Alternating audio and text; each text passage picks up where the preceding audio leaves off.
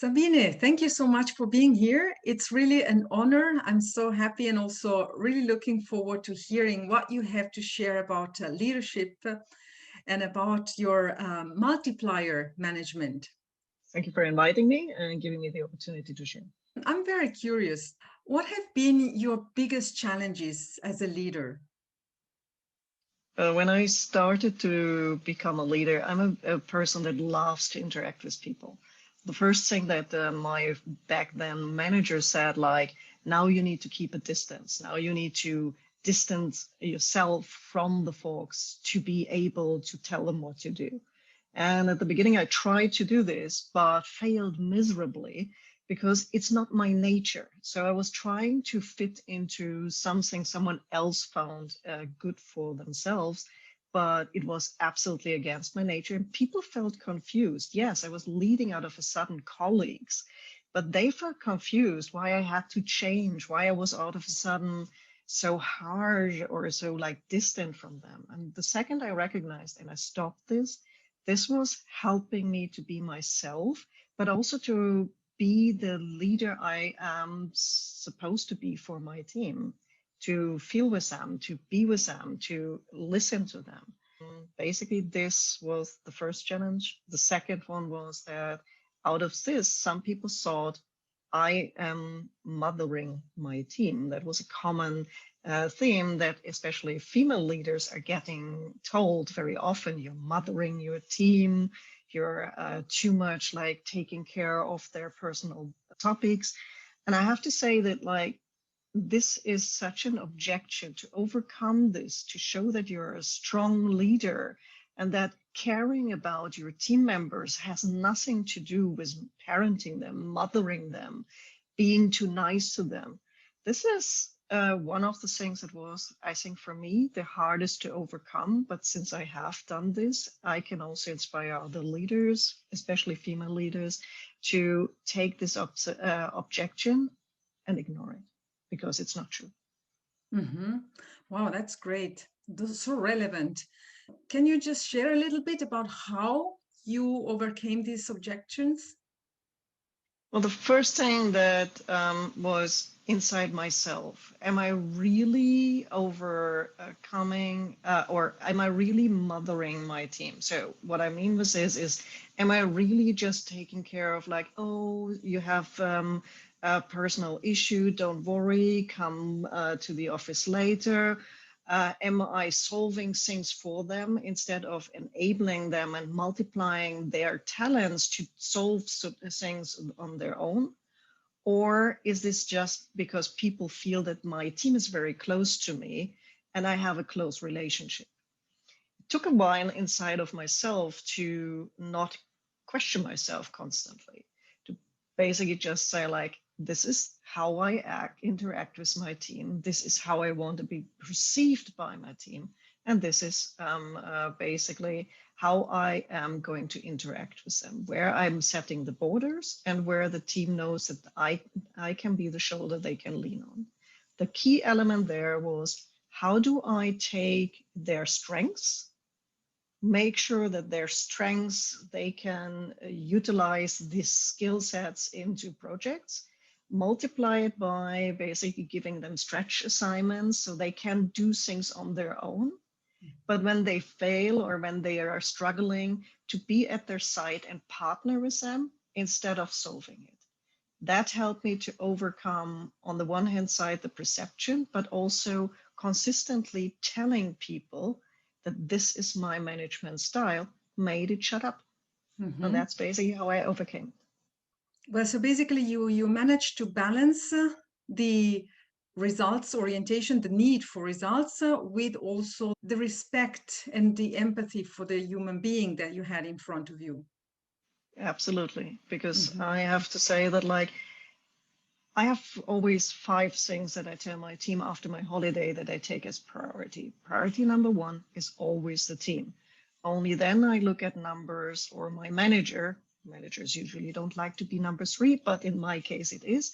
So every time when I come back from a holiday, the first thing I take care of, is there anything the team had that is important for them? It's not like the travel expenses and the holiday requests that they're having. It's some smaller things where they ran into a certain problem or shared something. If I make sure the team feels well, the team feels heard, listened, helped to solve certain obstacles they're having, this will result into numbers because they will have the time, they will be faster, they will be able to solve problems where they feel it's a wall that they ran against. And that will help me to achieve my numbers. And then I can look for my stakeholders and my manager. And that my team knows. And that is the human factor I think we all should have in our management. Well, of course, I can totally agree with you on this. I'm so happy to hear this. You know, this is something that is not taken to be taken for granted. Not everyone sees it that way.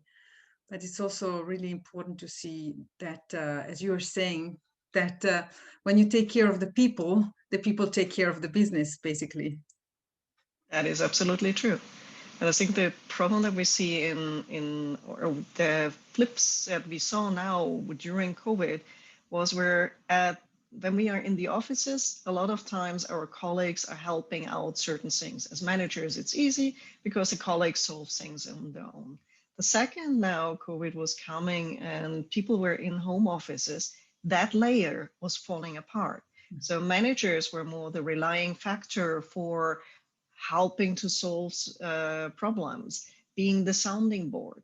And that added also on managers another layer of complexity, because now we needed to be also not just the sounding board and amplifier for multiplying talents, we needed to also solve for the human factor of anxiety, of people being afraid that they might lose their job. And all of these things added another layer on managers. And my managers, we had circles where we had a lot of discussions to make sure that we didn't just take care of the team members and their problems and their concerns and their fears, but also among us managers of like, how do we solve this? Because it was a completely new concept that no one of us was expecting, and where the helping layer of colleagues out of sudden broke apart.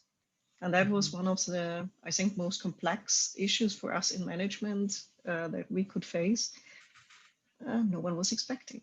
And human factor is the key in this and solved for our success, at least in our team. So this is actually telling me that leadership is changing. Management has been changing. What do you believe is the definition of a true leader today? I think a true leader today needs to provide a clear vision to the team. I know that like the word vision is always like something like a nice cloud, but if you give a clear explanation to your team what you want to do, what you want to achieve, and why their contribution is playing a role in this, not just like nice words, explain it to them. Explain them why this will have an impact on the company, on the economy, wherever you will put your vision. This is a key element that a leader needs to provide. And then to be the one that can help on the milestone conversations, on the reflections with the team, if this is still fitting into the vision you're having. Because if you just let them run, it's a nice thing, but if they want assurance. People want to know if they are still with you on this journey. And if you are driving the bus and never check if someone wants to jump on, or if this is still the direction they want to go, this counts then for basically as a leader, not being successful. If I cross-check constantly, evaluate my talents, evaluate if they're still on board with the vision and mission that I gave to them, that will make it a success. And this is basically where I think like leadership needs to shift. But also the human factor, like we all see now, Black Lives Matters, we are seeing a bigger upraise now against like what happened in Hungary. So I think also the factor of respect and not like master and servant, this mentality has nothing to do anymore in leadership. We need to hold people accountable, but accountability doesn't mean I tell, you do. Mhm. And this is a mind that we as leaders have to go through. I don't think that we all have yet succeeded, but if we don't do this, I don't think we will have successful teams. Absolutely. I really like your multiplier management concept. Can you just tell us a little bit more about it? Well, it works in the individual contributor layer, but it also works for managers. Let me give you an example of what this means for one of my managers. My managers have certain tasks within their scope of work.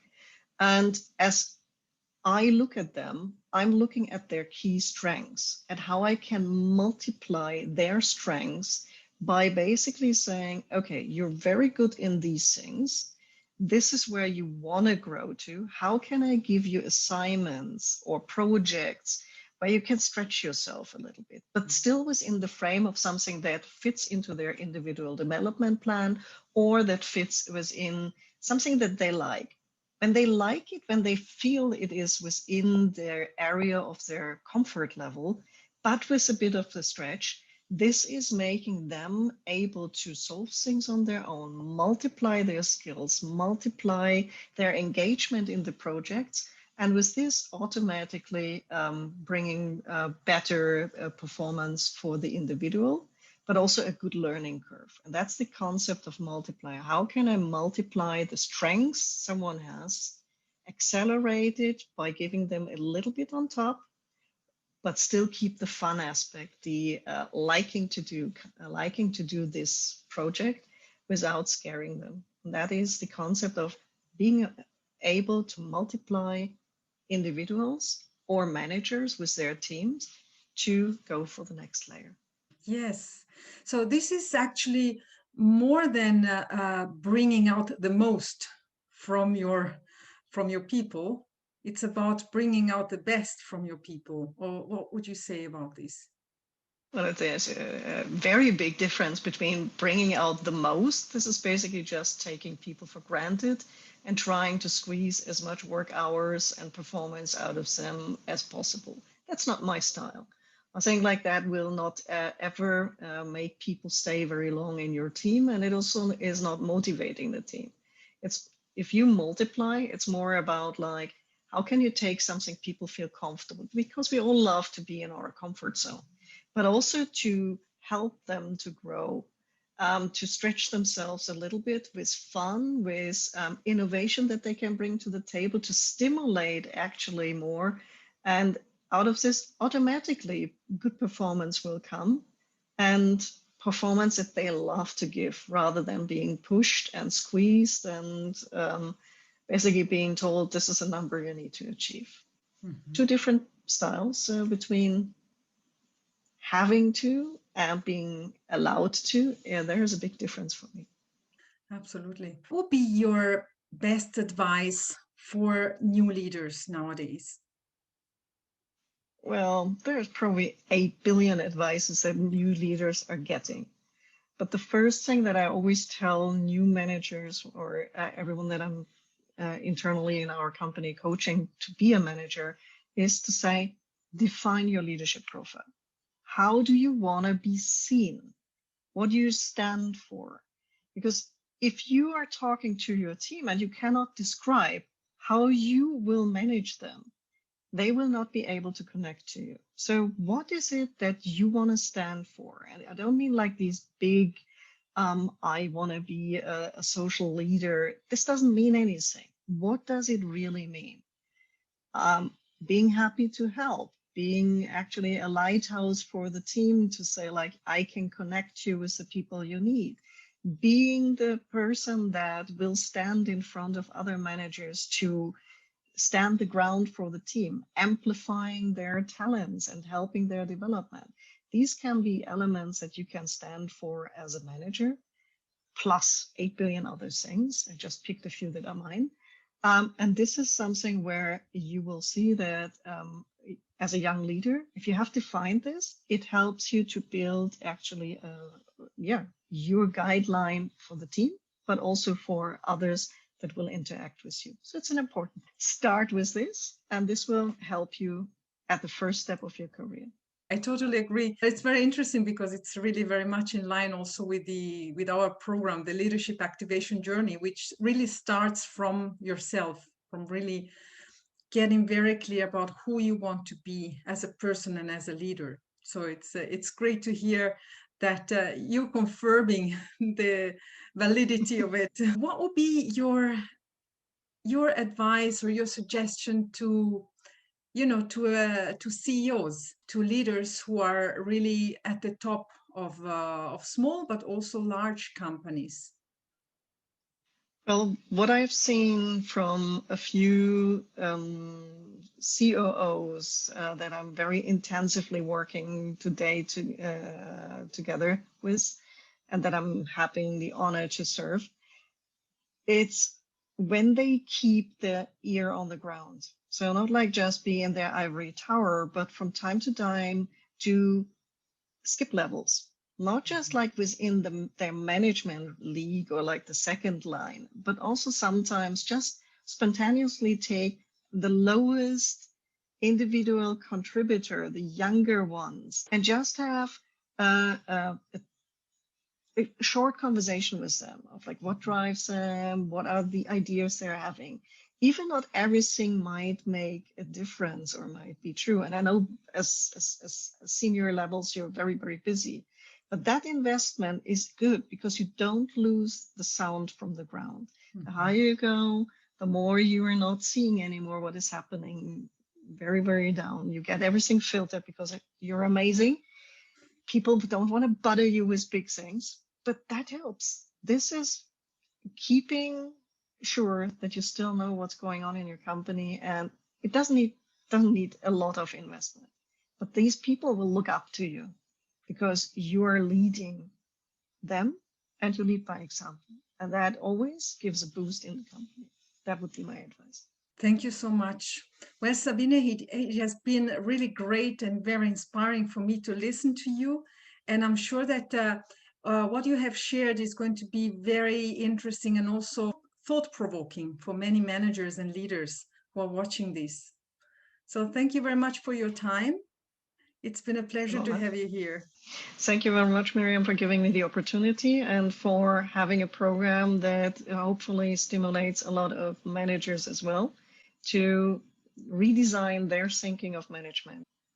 Thank you, Sabine.